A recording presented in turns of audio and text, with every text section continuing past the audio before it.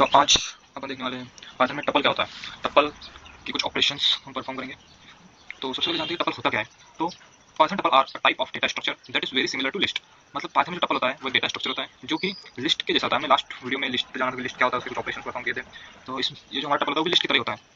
The main difference between the two is that tuple are इनम्यूटेबल।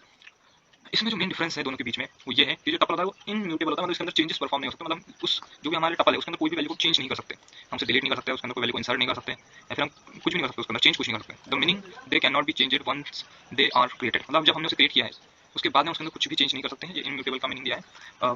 This makes them ideal for sorting data that should not be modified such as database record. इसे sorting हम इसके अंदर कर सकते हैं, लेकिन इसमें कोई चेंज या कोई मॉडिफिकेशन नहीं होता है। डेटाबेस की तरह डेटाबेस का जो रिकॉर्ड होता है वो चेंज नहीं होता है, वैसे हमारा टपल होता है, हम उसके अंदर कोई चेंजेस नहीं कर सकते। तो सबसे पहले हम देखते हैं कि क्रिएट कैसे, इसका सिंटैक्स देखते हैं सबसे पहले। तो इसका सिंटैक्स होता है कुछ इस तरीके से होता है। सबसे पहले हमारा कोई भी वेरिएबल ठीक है, टपल का नाम बोल सकते हो उसे। वेरिएबल के बाद में हमें दो पैरेंथेसिस देने हैं। फिर पैरेंथेसिस के अंदर हमारा पहला item number 1, item 2, item n। इस प्रकार से एक लिस्ट, एक जो टपल होता है उसको डिक्लेयर करते हैं, इसे पैरेंथेसिस से दर्शाते हैं और कॉमा से हर आइटम को सेपरेट करते हैं। आइटम से बोला गया कि उसके अंदर जितनी वैल्यू होती है वो अलग अलग डेटा टाइप की हो सकती है, जैसे इंटीजर हो सकता है, फ्लोट हो सकता है, बुलियन हो सकता है, कुछ भी हो सकता है, अलग अलग हो सकता है। यानी कि एक ही टपल में अलग अलग डेटा होता है, जैसे लिस्ट में था, इसलिए कहा गया है वेरी सिमिलर टू लिस्ट। अब ये जो लिस्ट है इससे हमें एक आइडिया मिल गया है कि ये तो उसकी तरह ही है, लेकिन अब हम इसमें कोई चेंजेस परफॉर्म नहीं कर सकते। जैसे कि इसके अंदर हम कोई वैल्यू को डिलीट नहीं कर सकते, कोई आइटम को डिलीट नहीं कर सकते, फिर कोई भी आइटम को इसमें ऐड नहीं कर सकते हैं। ठीक है, अब सबसे पहले करते हैं एक मान है वैर नाम से हमारा सबसे पहला बना लेते हैं। यहाँ पे कुछ भी वेरिएबल का नाम है, वैर मतलब वेरिएबल। अब यहाँ पर हम पैरेंथेसिस दे देते हैं। देन अगर हम इसका टाइप पता करना चाहें कि जो हमारा वैर नाम जो वेरिएबल है उसके अंदर किस प्रकार का डेटा है, तो इसके लिए हम यूज करते हैं एक फंक्शन। प्रिंट के अंदर में लिखेंगे उस फंक्शन को, उस फंक्शन का टाइप फंक्शन का यूज करेंगे। इसके अंदर हम लिखेंगे वेरिएबल जिसका भी पता करना है। देन अब हम इसे रन करते हैं। रन करने के बाद यहाँ पे क्लास में लिखा है टपल, मतलब जो भी हमारा वैर नाम जो वेरिएबल है उसके अंदर टपल टाइप का डेटा है स्टोर्ड है। अब अगर हम इसके अंदर 1 लिख लेते हैं, देन क्या अभी टपल है, चेक कर लेते हैं। तो यहाँ पर इंटीजर लिखा है इंट, ऐसा क्यों?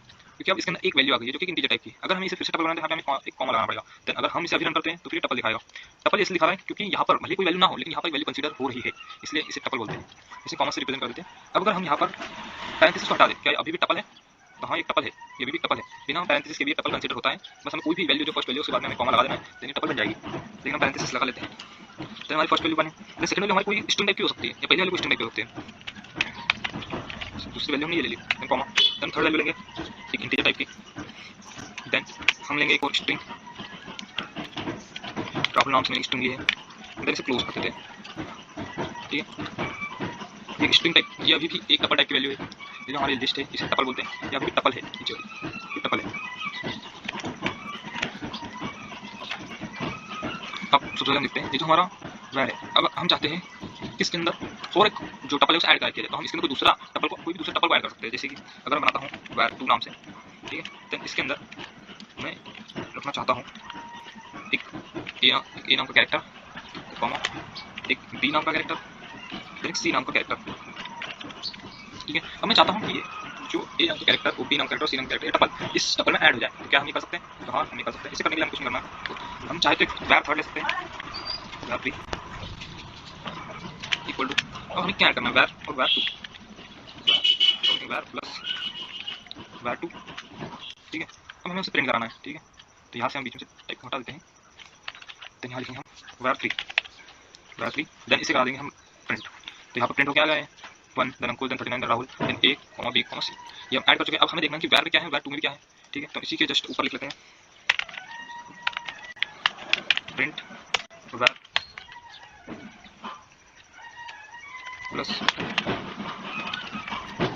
वैर 2, इन दोनों को प्रिंट करा देते हैं। ठीक है, तो ये रहा हमारा वैर फर्स्ट, देन ये रहा हमारा वैर सेकेंड।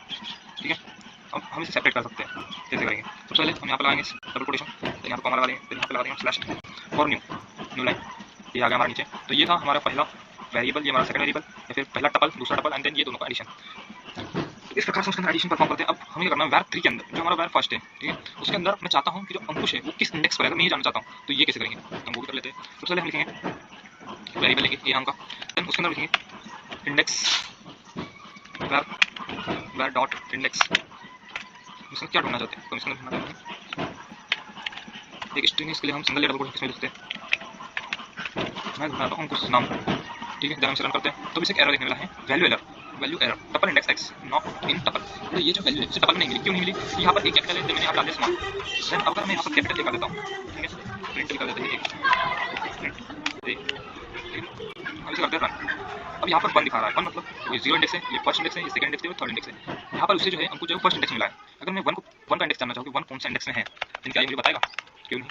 1 जो है उसे 0 इंडेक्स में मिलना चाहिए, तो ये आ गया हमारा 0 नीचे। अब अगर मैं चाहता हूँ कि राहुल को ढूंढो, राहुल नाम की वैल्यू को ढूंढो, ये किस इंडेक्स में है, ठीक है। देन इसे रन कर देते हैं। देन इसे मिला थर्ड इंडेक्स पर, मैंने कहा ये 0, ये 1, ये 2 एंड देन ये 3, तो थर्ड इंडेक्स में मिला। अब हम चाहते हैं कि जो हमारा वैर नाम का जो टपल है उसकी लेंथ कितनी है, ठीक है। अगर मैं ये जानना चाहता हूँ उसकी लेंथ कितनी है, कितने एलिमेंट्स है, कितने आइटम्स है इसके अंदर, अगर मैं ये जानना चाहता हूँ तो मुझे प्रिंट के अंदर लिखना होगा लेन नाम का फंक्शन यूज करेंगे। देन इसके अंदर हमें क्या करना है, वैर नाम का जो वेरिएबल है जिसके अंदर हमारा टपल स्टोर्ड है उसका, तो यहाँ पे लिखा है 4, मतलब इसकी जो लेंथ है वो 4 आइटम्स की है, इसके अंदर 4 आइटम स्टोर्ड है। अब इसके अंदर हम नेस्टेड टपल का यूज कर सकते हैं, नेस्टेड टपल का यूज भी हम कर सकते हैं। नेस्टेड टपल का मतलब टपल के अंदर एक और टपल, मान लो मैंने कॉमा लगा, देन यहाँ पर एक और टपल मैंने क्रिएट किया, देन इस टपल के अंदर मैं लिखूंगा 1 2 3 78 54, ठीक है। देन अभी अगर मैं इसकी लेंथ फाइंड आउट करूँ तो मुझे 5 देगा, क्यों? ये तो अपना 4 होगा। देन ये अकेला आइटम है, देन ये जो आइटम है ये खुद एक अपने आप में टपल है। अगर मैं इस वैर की टोटल लेंथ देखो तो 5 ही है, 0 इंडेक्स 1, देन ये 2, then 3, fourth item, then fifth item, इतना पूरा फिफ्थ आइटम का है। इसे कहते हैं नेस्टेड टपल। हम नेस्टेड लिस्ट भी बना सकते हैं, और अब हम अगले वीडियो में देखेंगे सेट क्या होता है, सेट की ऑपरेशन परफॉर्म करेंगे। फिर उसके बाद हम डिक्शनरी देखेंगे, डिक्शनरी क्या होता है, ठीक है।